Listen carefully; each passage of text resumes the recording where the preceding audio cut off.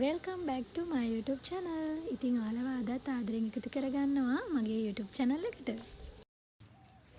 ඔයාලා ඉතින් දැනටමත් දන්නවනේ අද මගේ YouTube channel එකේ මොනවද හදන්න යන්නේ කියලා. ඉතින් මායි අම්මයි යනවා ටවුන් එකට වටලප්පන් එක හදන්න ඕනේ බඩු වගේක් ගන්නයි.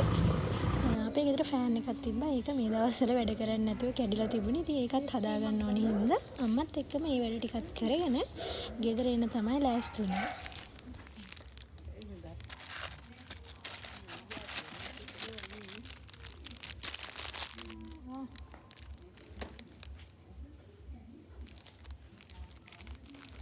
අලුතින් අයිස්ක්‍රීම් එකක් ඇවිල්ලා තිනවා දැක්ක නිසා අම්මට මට හිතුණා ඒක try කරන්න ඕනි කියලා. ඒ අයිස්ක්‍රීම් එකත් ඇත්තටම හරිම රසයි. ඕන කරන බඩු ටික නම් ගත්තා. දැන් ඉතින් ගෙදර යන්න තමයි හදන්නේ. අපි ගිහිල්ලා බලමු කොහමද අපේ ගෙදර වටලප්පම අපේ අම්මා හදන්නේ කියලා. මම කුඩු කල්ලේ වල මොකද කරන්නේ? දැන් මේක භාජනයකට දාගන්නවා. ඊට පස්සේ බිත්තර ටික ගහලා එකට දාන්න ඕනේ.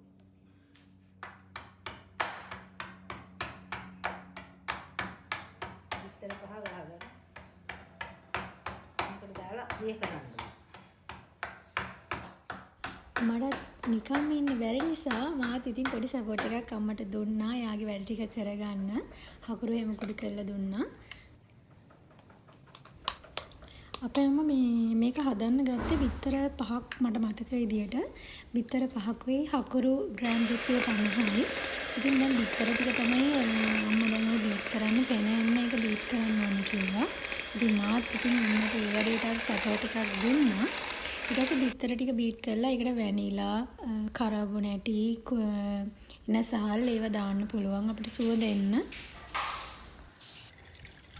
අඬු කෝප් එක පොල් කිරි තමයි අම්මා දැන් ඔය දැම්මේ. ඒකටම හකුරු මිශ්‍රණය ටික ටික දාලා ඒක කැට ටික නැති වෙනකම් මික්ස් කරගන්න ඕනේ. ඊට පස්සේ ඒක ලිපේ තියලා විනාඩි 2ක් විතර යනකොට ඒක හොඳට පාටක් එනවා. කර කරගන්න එපා ඒක.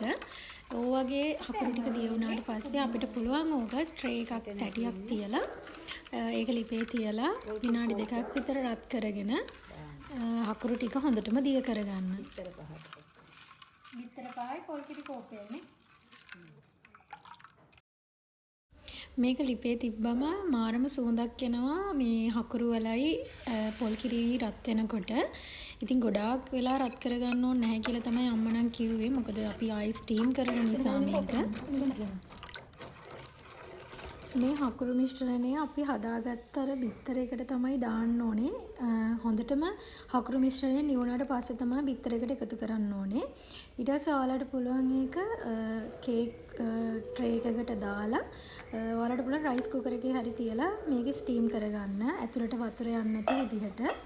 ඉතින් මගේ මේ තියෙන්නේ දැන් අපේ අම්මා හදපු වටලප්පන් එක. ඒක මාරම සුවඳයි. ඔයාලත් මේ වගේ වටලප්පන් එකක් ගෙදරදී හදලා බලන්නකෝ. ඉතින් අදට ගිහින් එන්නම් ආයෙත් දවසක මේ වගේ වීඩියෝ එකකින් හම්බ වෙමු.